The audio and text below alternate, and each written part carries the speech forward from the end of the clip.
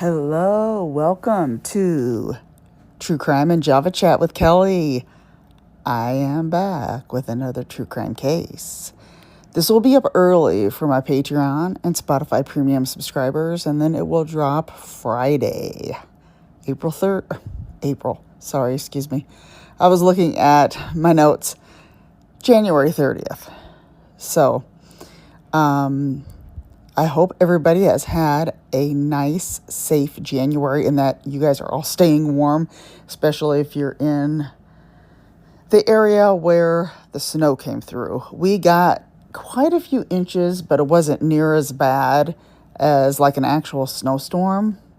So I hope everybody has been safe and that your power has stayed on and that you have been staying warm. I am drinking Java Mama Minesweeper. Minesweeper is the coffee that is like the mushroom coffee. Does not taste like mushrooms. It actually tastes very good. And it does help clarity and focus. So it is called Minesweeper and it is highly recommended. If you like a little flavor in there, because it's not a flavored coffee, can easily flavor it with some syrup or anything like that, because I do like flavors in my coffee, but I like it, just like this as well. So we are, for some reason, I thought I covered this case because it is such a sad one, and I swore I covered it, but I must not have, because I went through and even looked to see if I did. Because I've had this podcast since 2022, and you never know, there might be sometimes where I might repeat one without realizing that I had covered it until I get, really, really get into the story. So this is the story of April Millsap. My sources are IDs Murder Comes to Town, freep.com, and that is Detroit Free Press, and people.com. Armada, Michigan, which is described as a very small town, very safe. Everyone knew each other. Very nice. There's trails like that people walk on and ride their bicycles. April Millsap was born and raised by her mother, Jennifer, and Jennifer's boyfriend. April loved art. She was very artistic. She liked to draw cartoons and was very good at it. And she also loved animals. And they had a family dog who was her best friend. The dog's name was Penny. And such a sweet dog, just from the photos. Oh my gosh. Now, she wanted to be a veterinarian when she grew up. So that was what she wanted to do. Love for animals is just wonderful. Oh my gosh. So at 14 years old, she was walking her dog on July 24th, 2014. When she didn't return home later that evening, her mother, Jennifer, and April's boyfriend went looking for her. They actually found police and an ambulance in the area of where April's trail was that she would walk. And they went up to the scene and, asking, what happened. We're looking for, she's like, I'm looking for my daughter. And what happened was April's dog had alerted joggers to her body. So her dog stayed with her and alerted the joggers. Her clothes had been pulled off. It was very disturbing. Clothes been, down around her waist. And Jennifer, her mother, went to the police station to make a report on April missing. Now, they did not, when they went up onto the scene to see what was going on, she did not see the body or anything like that. She did not know that April was involved in the scene at all. So when she went to the police station, they were asking her questions. She gave a rundown of when she last saw April before she went on her, walking her dog that evening, about 6:30, 6:30, right around that time.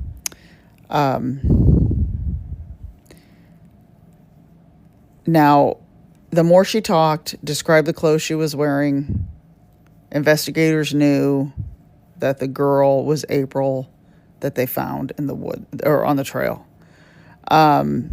They ended up showing Jennifer a photo of the crime scene of April's body just to make sure that it was her so she could identify her, and it was. April actually had tread marks of a shoe print embedded in her face. She died from asphyxiation, had 48 injuries, mostly to her neck and head, upper chest area. This is just horrible. She had basically died of blunt force trauma, so basically she had been beaten to death. They questioned her boyfriend, and he said he did not have an argument, that they did have an argument because she found something on his phone. But he said he had nothing to do with her being killed. He deleted the text messages. The police wanted to see his phone. The text messages between them were deleted. Then they were a little suspicious. Now, this was the last time he saw her, when they had their argument. And I don't know if they were texting after that, how you do when you argue with somebody and then you send all these texts back and forth. April had sent him a text that evening that said, it was about 6:30 when she was on her walk, and it said, "I think I almost got kidnapped, OMFG." This message he did not delete. He showed the investigators, but then they were wondering, why didn't he call 911 or something when this text came through? Especially that no phone was found near April's body. Her boyfriend could have taken it and sent it to himself. And that's what they were thinking. But he was at the police station with his dad all night, going over and over the story, everything with them. He had been out with a friend of his, and they went to McDonald's, I think it was, to get something to eat. They brought dogs in to see if they could track where April's phone was. A bloodhound found it, and it was in a different area from where her body was. They went through the boyfriend's story again, watching surveillance at the fast food places. He said he was like the McDonald's, and that checked out because that was at the time he got the message, was when he went through a drive-through. So the surveillance showed him and his friend in the car at that drive-through, but he was still a person of interest. They did not check him off the list yet. They went around the neighborhood and interviewed everyone door to door. There was one young girl that said she saw a white van moving slowly with 3 guys in it, and one of them was pointing at her. This was about 6 o'clock the evening April was murdered. And this girl actually recorded the van with her phone, which is a very good thing to do if you ever find anything suspicious. So they released this video to the media. It was on the news all over about this van. I don't know. I'm sure I would have thought she would have gotten a license plate if she recorded it, but I'm not sure. They didn't say anything about a license plate. But they did find the van from a tip that someone had called in. They found the guy who owned it and said that he was driving around with his employees that day to show them some of the homes that he had worked on. He said he was not pointing at the young girl that saw him. He was pointing at the houses. So another tip came in from a man who has 2 daughters. And they said they saw a man on a blue and white motorcycle on the trail talking to April Millsap. A motorcycle is not allowed on that trail, so that's how they remembered it. And they gave police the description of the motorcycle. So this person was the top suspect. The investigator just happened to see a blue and white motorcycle parked in a driveway when he was out driving. He took a photo of it and then went to the police station, checked out, showed the photo to the other investigators. Anyway, he went back to this house. This was a couple hours later. The motorcycle was not there, but the homeowner was home. He said the motorcycle was not his. He said he had just gotten home and never saw it before. Okay, now that's a little strange. This motorcycle was parked in your driveway and you have never seen this bike before and you don't know whose it is. Okay, I'm going to explain this. At first I thought this was so weird. I'm like, I don't understand this. So the police thought it was weird too. So then they're thinking this guy's lying.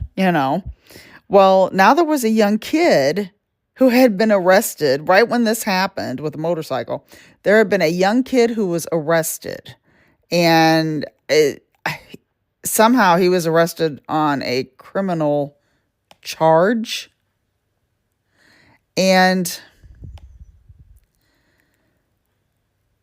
they didn't say his age, but he was a teenager. Okay, he was a teenager, and he was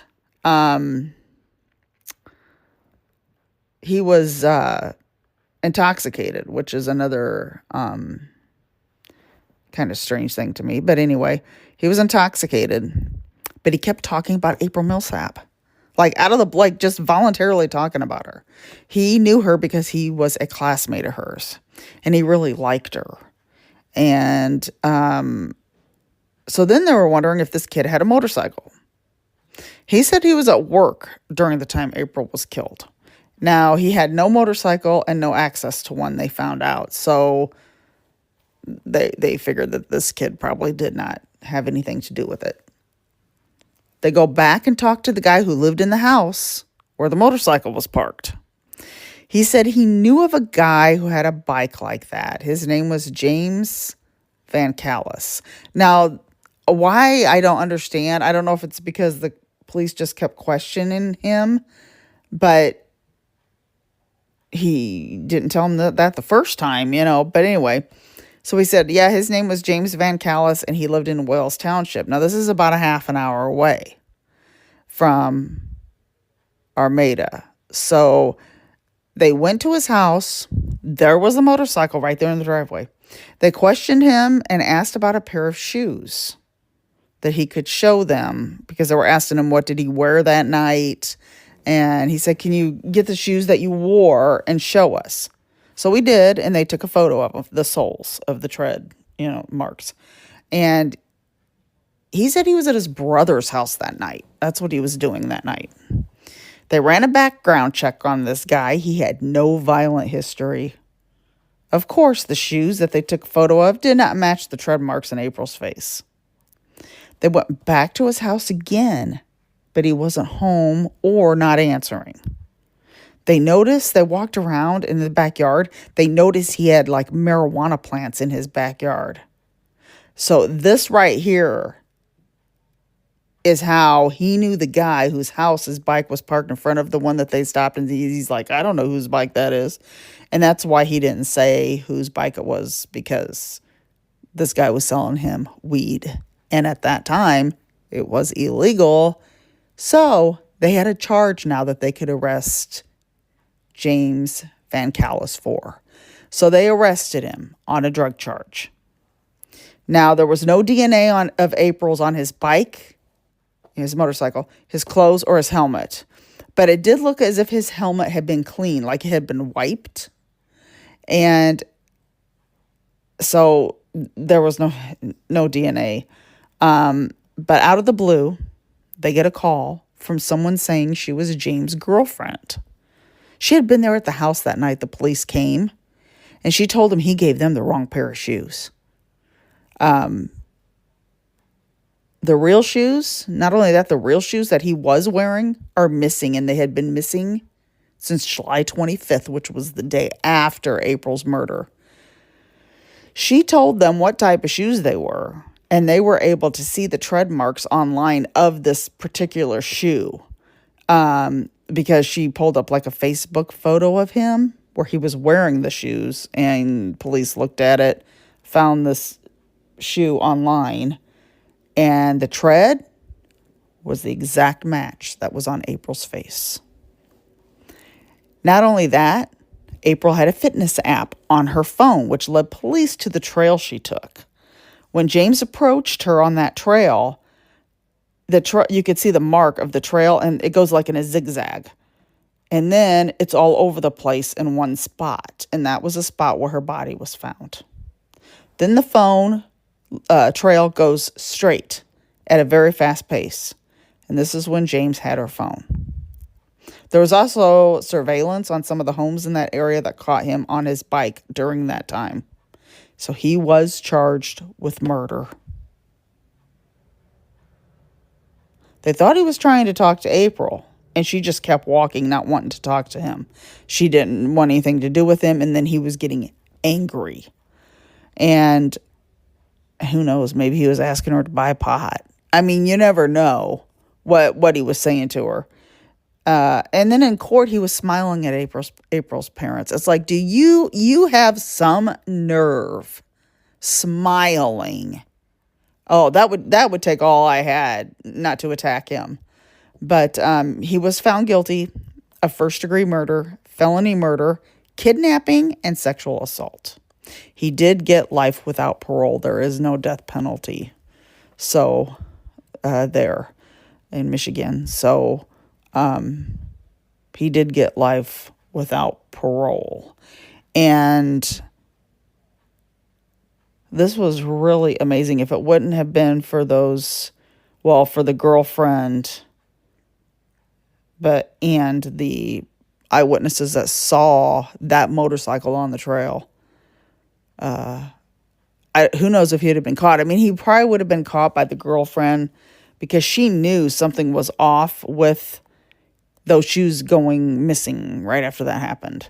But I'm very, very happy that they did find out who did it. And I did read that she was beaten by his helmet. I read that in one of my sources, that she was beaten in the face by the helmet. And, of course, he cleaned everything up, so there was no DNA on anything. Very, very, very sad case. I saw it on Murder Comes to Town. She was her mother's only child, and her mother has a speech impediment. I don't know if it was from a stroke she had, but I forgot exactly. I don't even know if I knew her mother's condition, but she was not able to speak clearly, and she said that he took her joy away. He took her only daughter away. And then there is something on YouTube where it shows her talking to him in court, victim impact statement. And it's so sad. It is just so sad that this poor girl couldn't even walk her dog, 14-year-old girl. And this had the neighborhood really worried. Kids didn't go outside until they found out who did it. I mean, they didn't go outside anymore. And who knows if they still do today. I don't know. But it is, like I said, it's a very nice little small town, which is so sad. Oh my gosh. I feel so much for that family.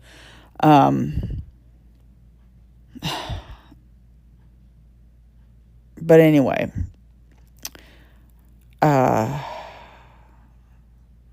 I did watch. I haven't been able to watch much on Netflix or anything because I've been gone helping out with our community theater backstage of Young Frankenstein. But we've been watching The Pit. Me and my husband have been, like at night, really late at night. When I get home and he gets home and then we're relaxed, and that's what we've been watching. And I'm telling you what, there's a lot of, it's a hospital show and it's on HBO Max. So there's going to be a lot of gore in it. But it's actually pretty fast-paced. It is a pretty fast-paced show. And it is one that I like. I like the characters in it. Not all of them are good characters, of course, but I do like all the characters in it.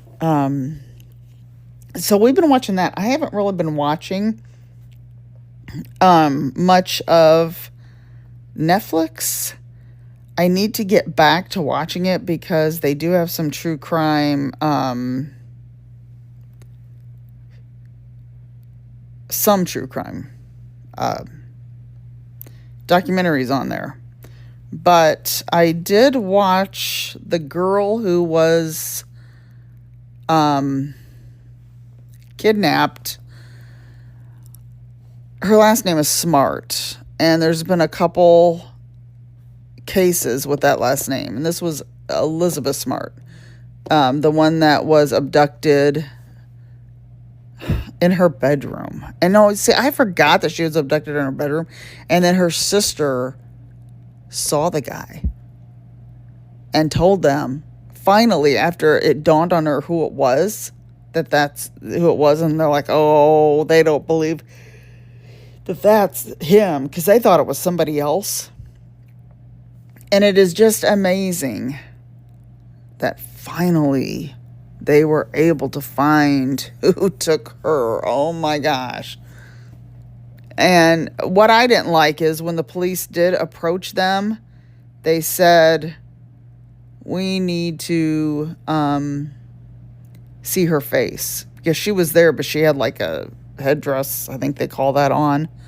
And he's like, no, that's against my religion. You can't see her face. You know what? This is a police matter. I would be seeing her face. I couldn't believe that. And then the policeman's like, well, okay, we can't see her face. No, no, no, no. I mean, so then she could have been found way before she was. It is just very, very sad. I'm just so glad that she was found. And it is a very interesting documentary on it. So that one is good. And there